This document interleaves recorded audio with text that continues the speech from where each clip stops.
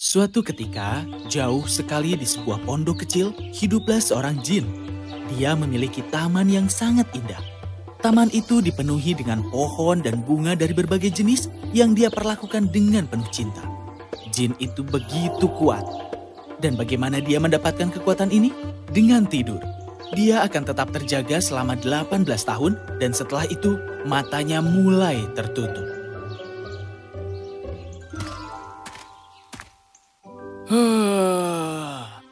Oh, sudah waktunya. Baiklah bunga kecil yang bagus, aku harus pergi dan beristirahat sekarang. Tapi saat aku tidur, sihirku akan menjaga kalian. Lalu kemudian, dia akan tertidur nyenyak selama 18 tahun. Bunga-bunga di kebunnya sangat mencintainya dan merasa tidak bahagia karena dia sendirian. Sepertinya dia butuh teman. Angin membawakanku berita tentang peri yang kuat yang terbang sekali setahun. Haruskah kita berdoa padanya? Ya, tentu saja. Seluruh taman berdoa agar peri bisa mendengar mereka. Halo, untuk apa kau memanggilku gadis cantik? Bunga-bunga mengatakan kepadanya bahwa mereka berharap tuannya memiliki teman untuk tinggal bersama. Sepertinya kau benar-benar mencintai tuanmu, ya. Baiklah, aku akan memberkati Jin dengan anak yang bahagia. Jadi, dia menciptakan telur zamrud besar di bawah pohon lada. Itu hanya akan hilang ketika Jin bangun. Maka dari itu, jagalah dengan baik. Sampai jumpa. Selama bertahun-tahun, bunga-bunga dengan sabar mengawasi telur raksasa sampai akhir tahun ke-18.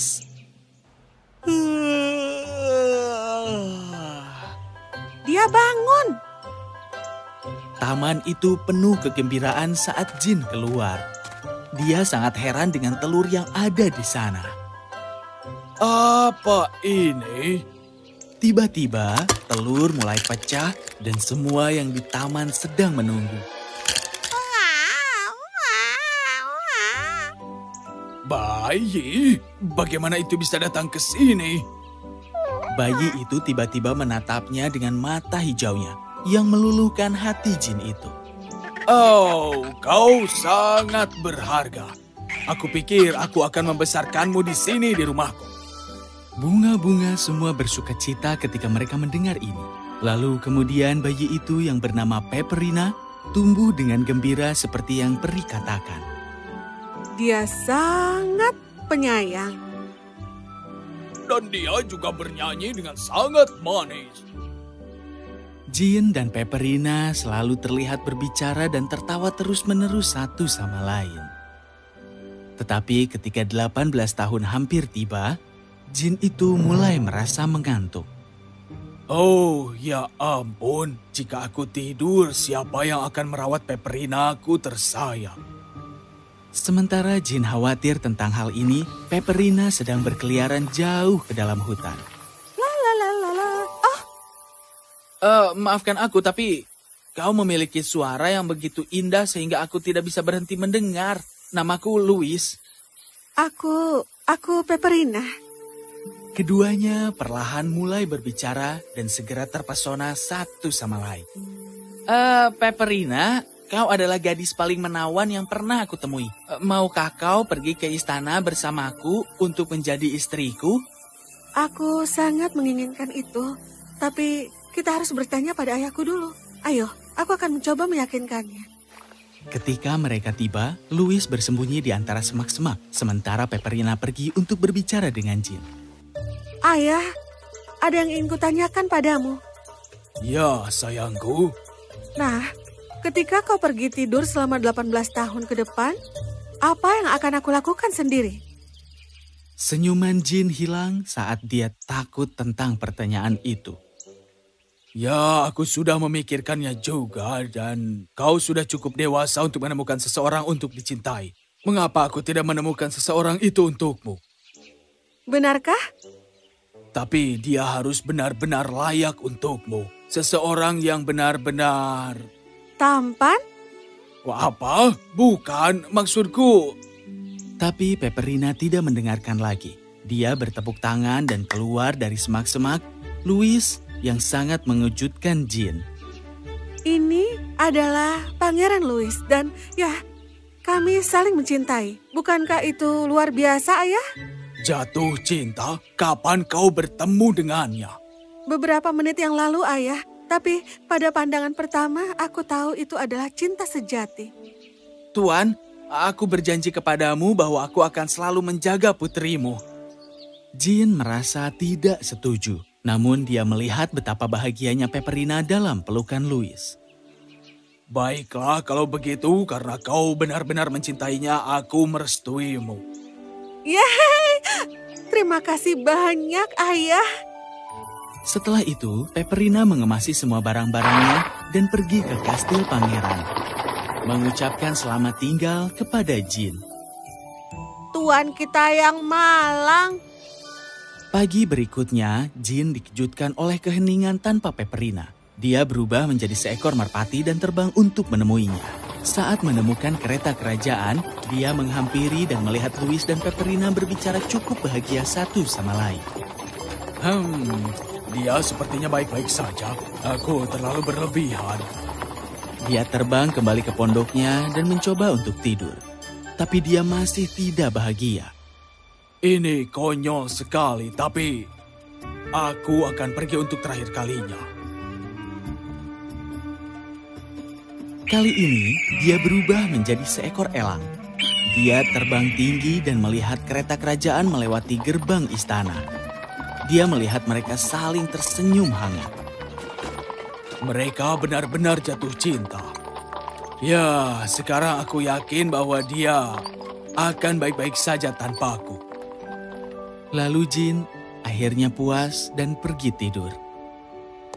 Sekarang selama beberapa tahun pertama, Louis tetap dekat dengan Peperina. Tetapi dia segera terjebak dengan pemerintahan kerajaan dan kadang-kadang harus meninggalkan istrinya sendiri. Karena Louis sangat tampan, banyak wanita yang jatuh cinta padanya. Mereka iri pada Peperina dan sering sekali mencoba untuk mengganggunya.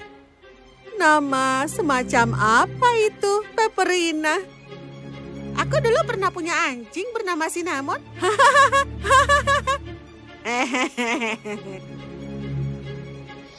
Polos sekali pakaianmu.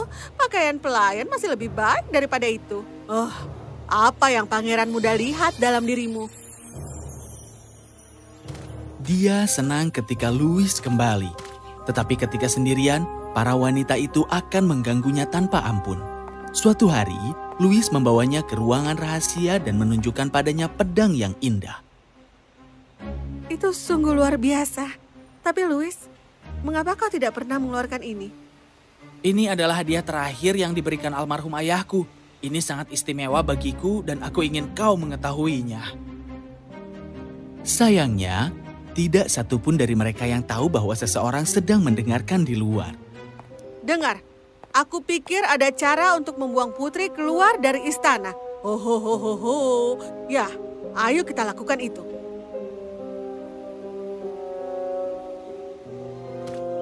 Keesokan harinya, saat berkeliling, Raja melihat sesuatu yang tidak asing di tanah.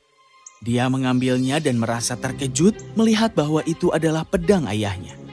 Seseorang telah menyusup dan tidak diketahui.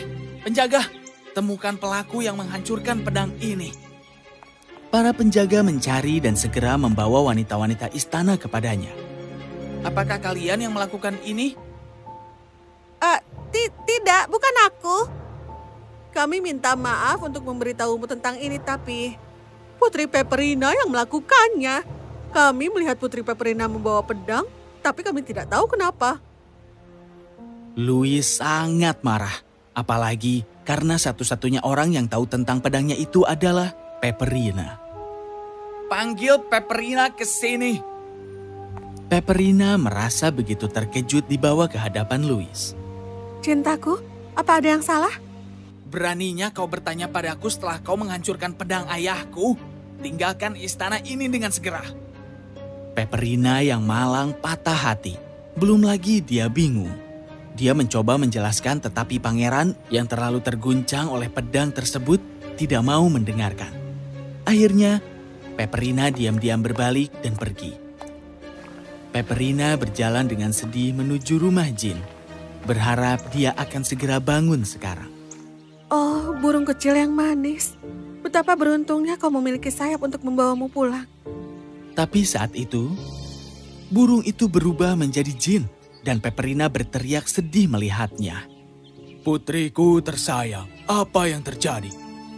Peperina menceritakan semua tentang pedang itu. Sayangku, kau terlalu cepat mencintainya. Dia tidak mengenalmu cukup baik untuk memahami sifat sejatimu. Ayo, biarkan aku membawamu pulang. Sementara itu di istana, Louis mondar-mandir di sepanjang koridor merasa patah hati.